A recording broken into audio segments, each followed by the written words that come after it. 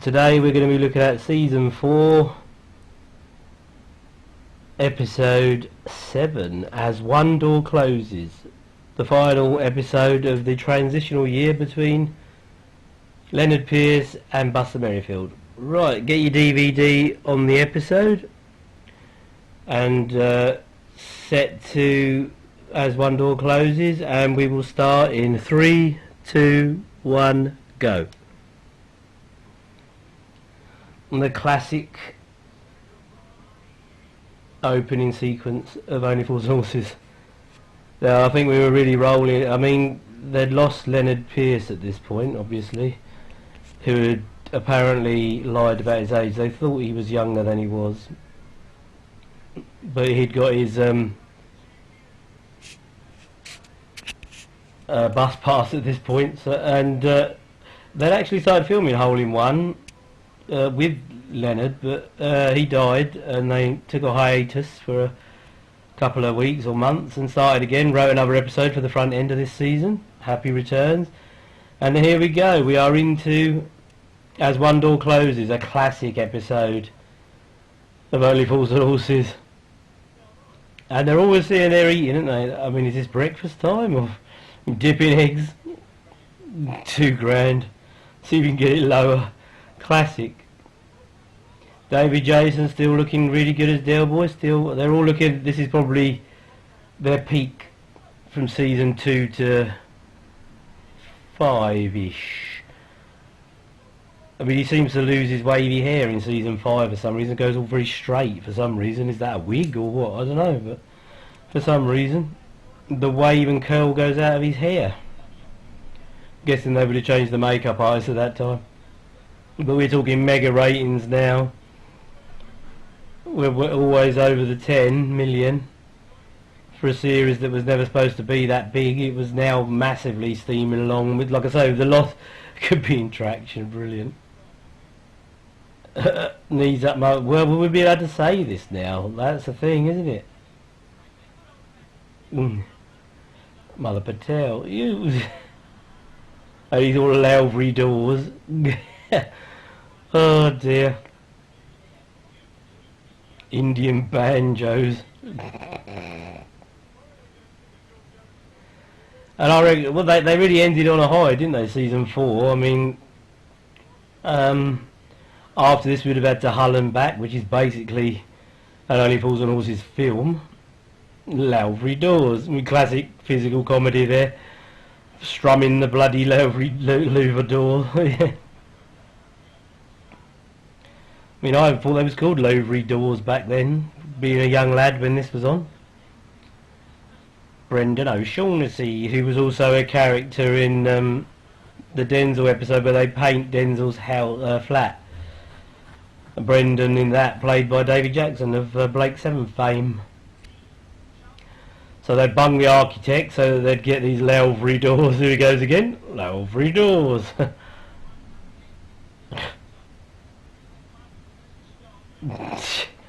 Got one.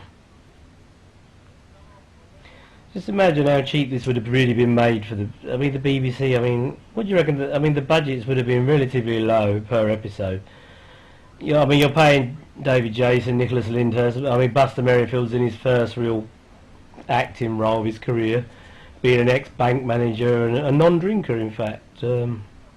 His rum is either some kind of blackcurrant or something. He never drunk, didn't smoke either, so a real sort of... And he was a bank manager apparently, and an amateur boxing champ.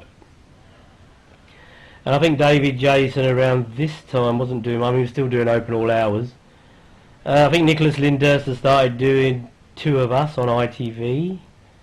I mean, he'd obviously come from really Butterflies, but that's where he's using his sort of regular voice, which is more sort of upper class. I can't hear Nicholas Lyndhurst. I prefer his voice like this, to be honest. It's much better. I mean, I think him and... I've probably said it before, but I think him and David Jason took a lot of their voice from Ray Butt. Oh, it's about a butterfly. Classic farce. Wonderful farce. You can see the sarcasm seeping out of Del Boy here.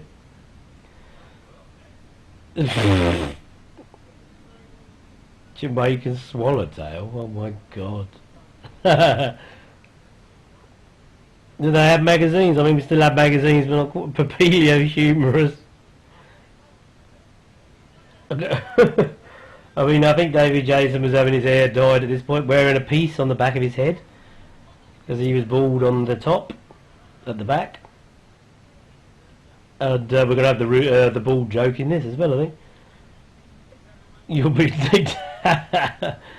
going on about bloody... It's classic, isn't it, really? He's flipped his lid. Oh, I love it. It's such a classic. So well put together. I mean, John Sullivan, like I said, I think I've said, I don't like much of his other stuff.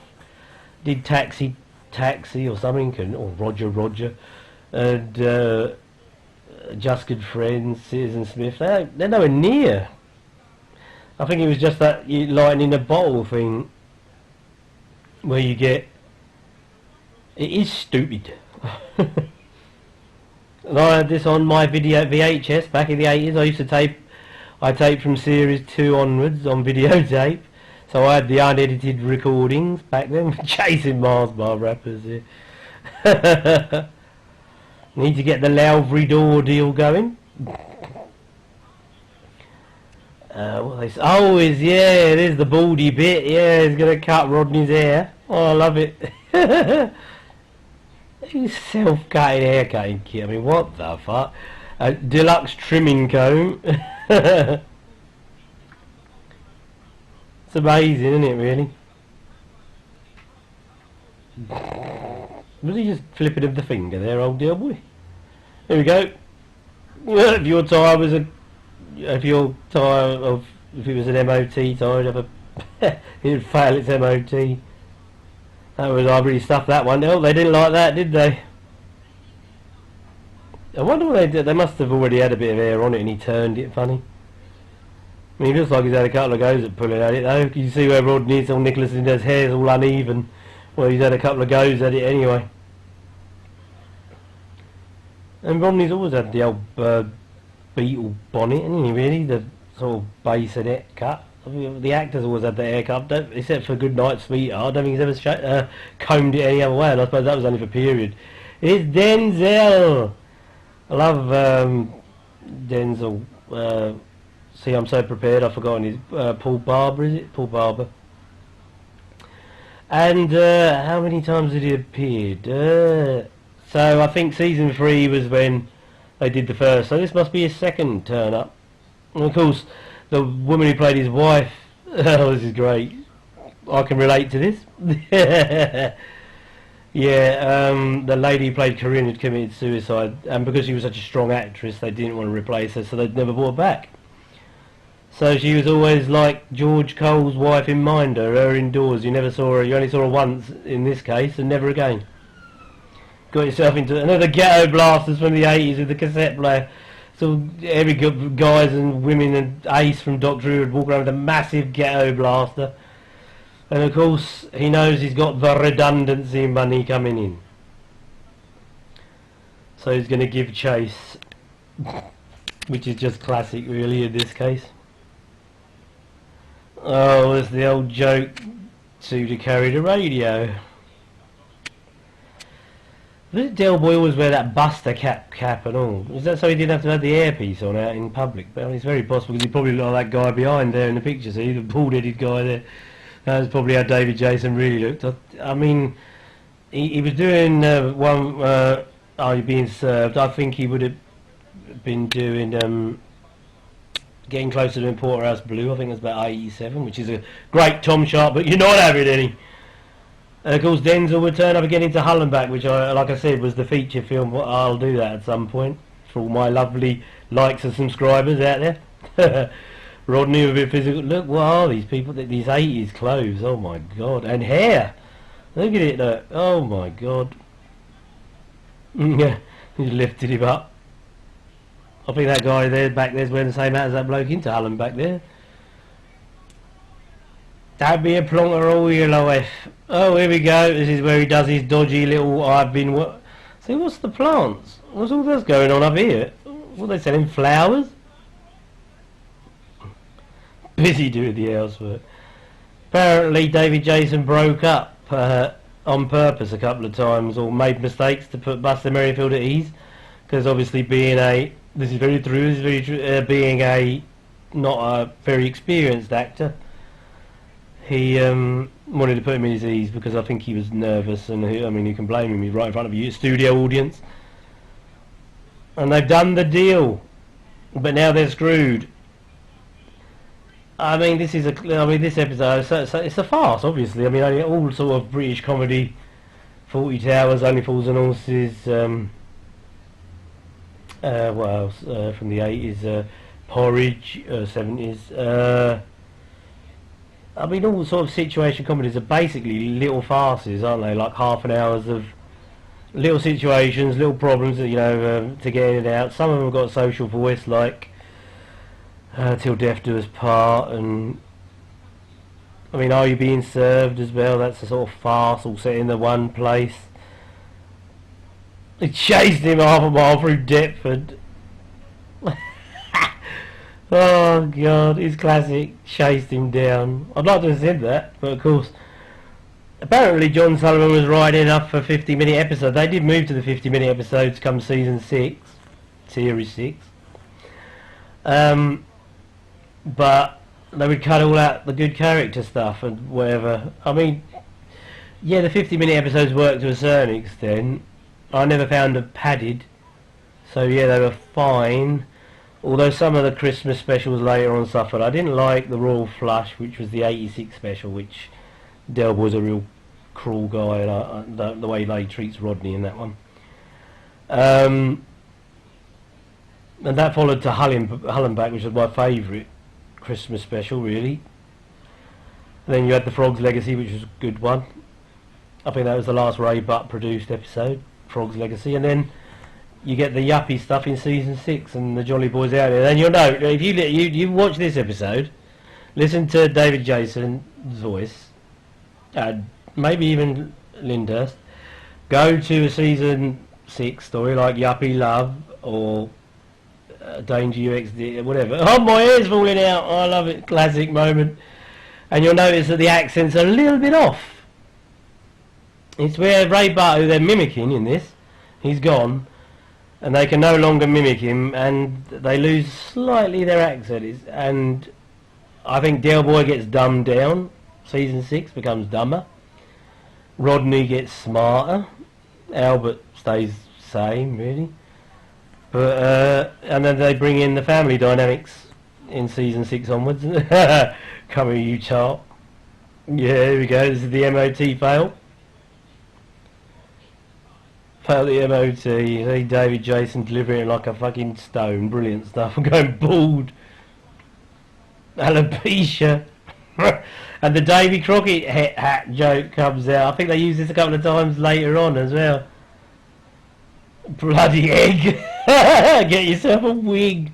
And then they'll play that joke again when I don't like the Jumbo Mills episode either, because they have a sort of dramatic bit in the middle where Del and Rodney have a row. And see, I won't be doing those episodes. I won't do every episode because I can't do the ones I think are not as good. I'll do most of them because not everyone's a classic, but there are a few stinkers.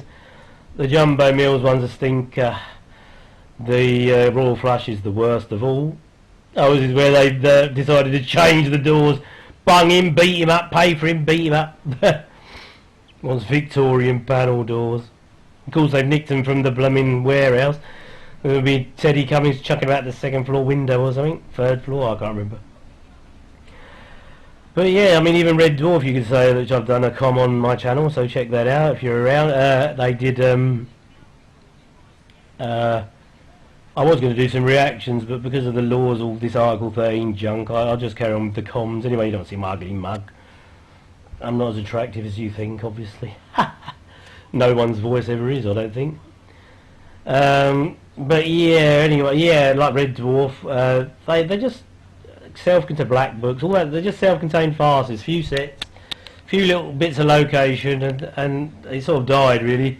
The sitcoms had its day now because we have the basic comedy drama type things like Cold Feet, which I'm not mad keen on, and I don't know, the modern day comedy drama type affair.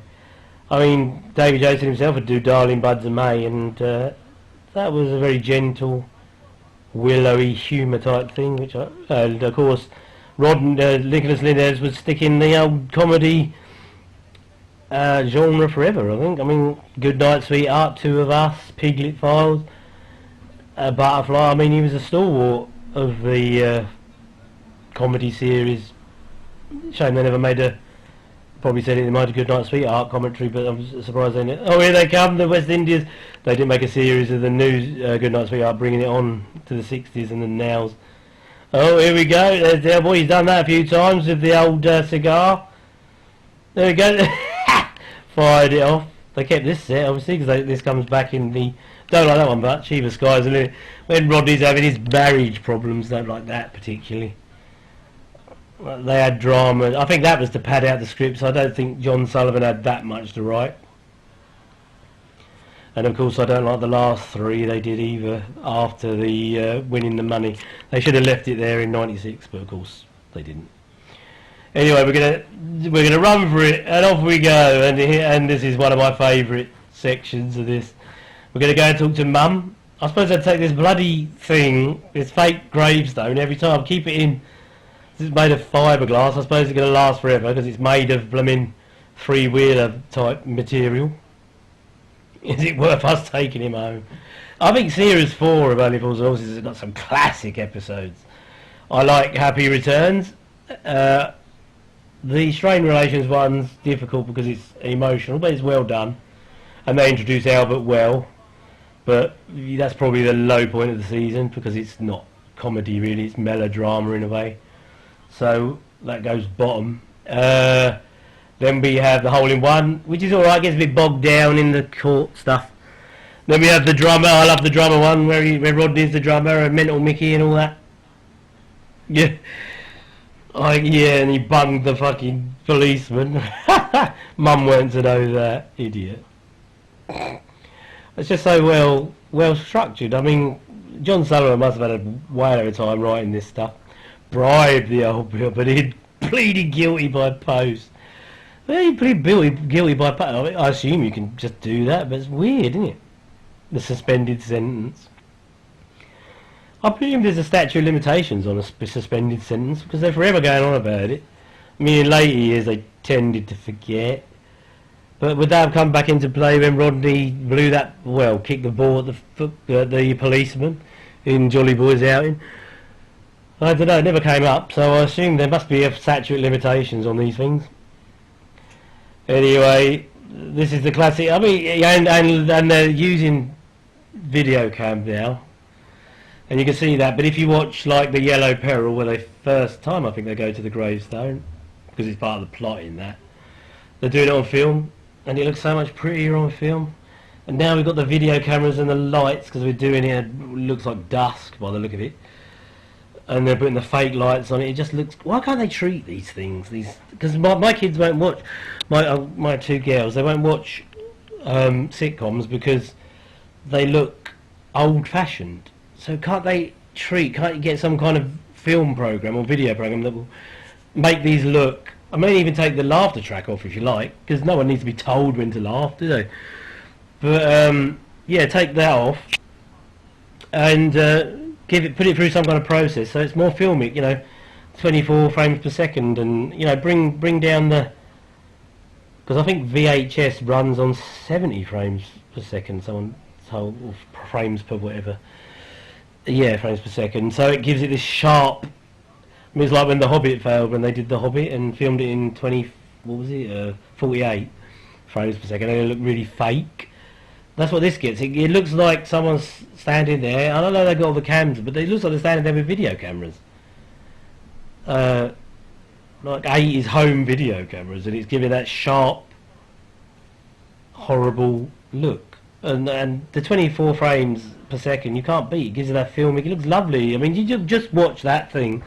I'll do Yellow Peril one day, but because my ex-missus likes it, I tend to avoid it, but I'll get round to it eventually. But watch that when they're seeing the... I can't believe married, buried me, give me widow skin trouble. Brilliant. I mean, it's like music. It's like a piece of mathematical music. They just fits together brilliant, doesn't it?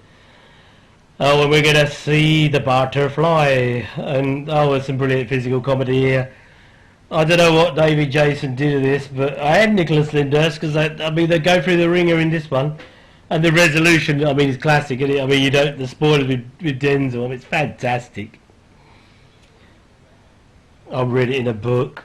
That's about this, you know, I don't want to get all religion and what have you, but that's about it these days. Is they, that's all they ever go on about it, and they just believe it verbatim from a 2,000-year-old book. Well, never mind, I'm not getting into that. Speedmon, that's cosmic. Oh, here we go. Rodney's seen it, and he's got the camo gear on so he can hide. In his day, and of course, the old man Ridge Trotter. Yeah, that one got a bit harsh. So I don't really, and of course, the guy who played the father had hurt his character so much he never came back. But he did a good job, the guy who played their dad, Reg Trotter. But he never turns up again, and that's probably rightly so, because he'd already come in as a villain, and he made himself look even worse. Even though they brought, pardon me, Slater back a few times, and he was great. I think he did, yeah, three appearances, wasn't it? Yeah, with Jim Broadbent, great actor. Here it is, the fake butterfly that they're going to try and catch. It's worth what? Two grand, was it? £3,000. Yeah. There we go. Yeah. Now they got to catch it and pay Denzel back and save all their woes. Mum would come up trumps. I suppose there's a sort of niceness to that. Oh, I love this. The reference be lost on a youthful audience, but The Professionals. That's an old program from the 70s, early 80s, with two like special forces guys, CI5 they were called, and they used to scud around in an old Ford Capri and jump around. They were like anti-terrorist squad, very sexist and stuff for its day. But yeah, check it out. It's a laugh. Have some respect. I wonder if that was a real grave. Because I mean that might have got the old switchboard going in the 80s. You stood on a grave, old Del boy. Because you know what people are like. Now we wouldn't give them monkeys, would they? They'd be rolling on it. Here we go. He's going for the butterflutter. Oh, you can't even see that bit of string pulling that butterfly along, can you? Poor old Albert. He's lost his hat and he's relatively put out of the action at this point. Oh, I love the rolling around. Looks like the graveyard they used for that Steptoe movie, doesn't it? I've done a commentary for that elsewhere on my channel. Check that out. Like and subscribe, because you know this is all we need to build those numbers up. So I can. Oh, here we go. This is another day, and they're on the. This is film. See, the grades changed. Thank you, Rodney. Brilliant acting.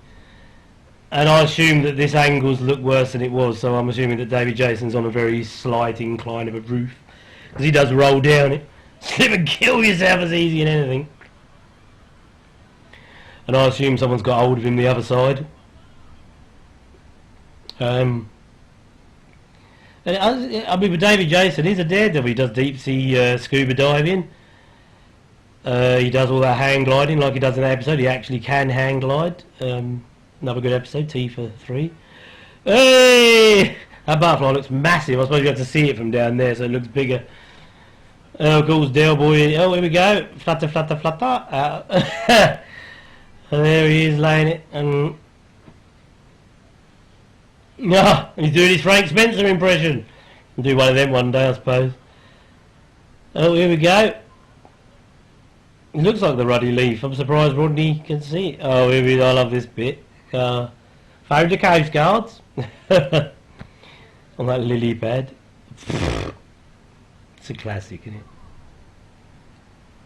Oh, God. Found the Coast Guards. So it's a brilliant one-liners. It's so fast. This is the 80s, 1985, and there's so much bang, bang, bang. 84, 85.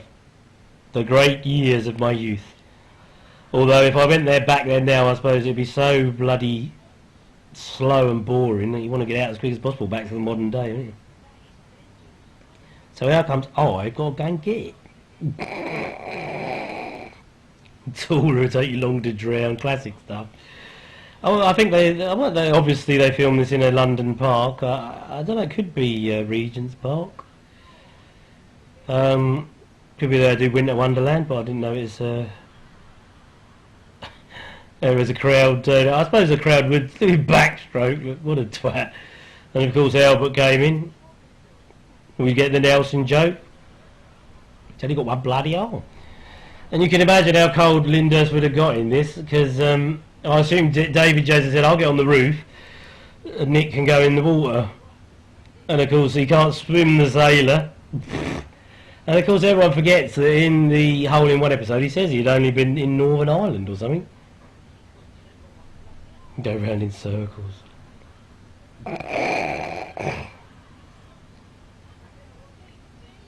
Saved the butterfly in a minute. I'm jumping here, but just imagine how cold this would have been. Oh, and he'd have probably been there for hours. Because I don't know why it takes so long. So we got to film. Where is the? I suppose they're a bit further back from the bank here, but they're obviously on the film. We're using like probably 16mm. Well, you got to get it because you're in there, mate. And then Dale's still conning it up. He's still in for the trick. But I mean, it's so beautifully built, constructed, and I would say this would have been a higher. And it's the end of season. Normally, end of season, they make the cheaper episode, the bottle show, if you like, sitting in. Shut up. Sitting in the flat. But like I say, this is definitely on film. See, all you can tell me below where this park is and where that building is up the back. Because they obviously needed a park with a little lake. It might be Moat Park. Yeah, he's got it. And of course Rodney gives him the butterfly and then reaches up to help him out. They leave him there.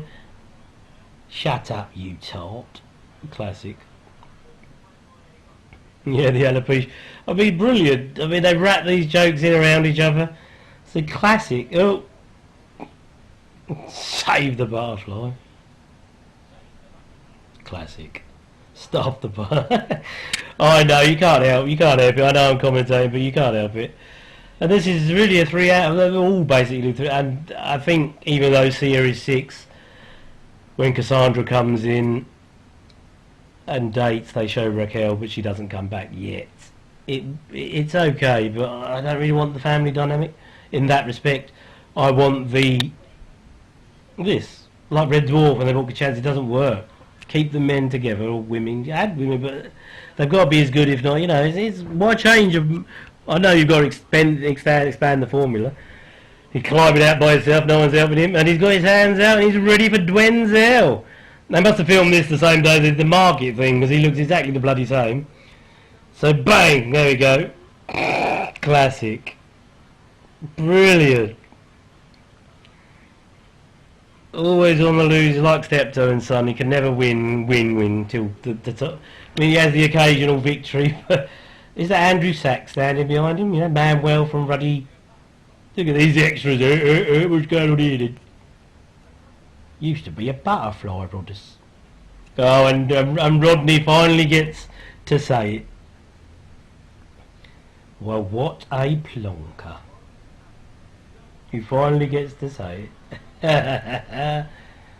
It's classic.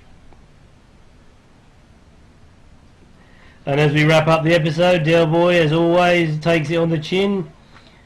And he's going to sell his Louvre Lavery doors.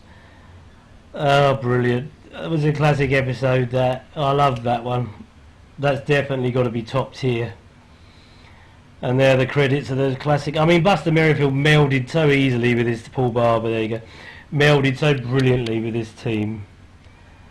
And I can't say that this was a transition for me. I didn't like losing Grandad, and Grandad had done 3 classic seasons with the lads, and Buster Merrifield come in. It must have been, I mean, it seems to have took it well and did it well, and I don't know how nervous he was, but I mean, God, it's a beloved. I mean, I know it was still 3 seasons in, so it wasn't quite massive days, but it had to have been hard for him to come in. But this season, I mean, I reckon people would have liked. Oh God, they would have come back to it. But there we go. We're going out with Ray Butt as the producer. I hope you enjoyed it. Drop a like and a subscribe, and I'll see you again soon for another commentary. Bye bye, peepees.